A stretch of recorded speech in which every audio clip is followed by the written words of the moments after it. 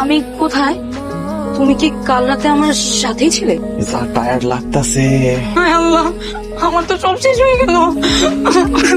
থাক, কান্না করো না। আসা যায়, একটু ভালো মতো গোসল করো, রেস্ট লাগবে। ভয়ের কোনো কারণ নেই, বরং সুখবর আছে। তার মানে ওই দিন রাতেই আমার সর্বনাশ হয়ে গেছে। অশিকের বাচ্চা, এটাতে কি করলি? কি করছি? আমি কনসিভ করছি। বুঝি না, বাংলায় বল। মানে আমি মা হতে যাচ্ছি, তাও তোর সন্তানের। আচ্ছা, আমি কি তোকে একবার বলছিলাম যে আমি তোকে বিয়ে করবো? তাও তুই আমার এত বড় সর্বনাশটা কেন করলি? তোমার কাছে যদি এর অপরাধ মনে হয়, তাহলে আমার কাছে একটা সমাধান আছে। তুমি আমি দুজন একসঙ্গে বিয়ে করে সংসার শুরু করতে পারি, তাইলেই সংসার সমাধান হয়ে যাবে। আমি সংসার করবো, তাও তোর সাথে, মরে গেলেও না। প্লিজ আমাকে পারে নিয়ে চলো, প্লিজ প্লিজ প্লিজ। আমি সাঁতার পারি না, আমি পড়ে গেলে একদম মরে যাবো। মরে গেলে মরে দেবা। তুমি জানি কি বলছো? আমার বিয়ে করে থেকে মরে তো বেশি ভালো না, মরেই দাও। প্লিজ দেখো, তোমার দুটো পায়ে পড়ে, প্লিজ এরকম করো না। আমি একদমই সাঁতার জানি না। তাহলে তো আমার বিয়ে করবা? ইম্পসিবল। আমার বিয়ে করবা না, তাহলে তো নৌকা পারও যাবে না। তোমার মাছ নদীতে বাঁচানোর জন্য কেউ আসবে না।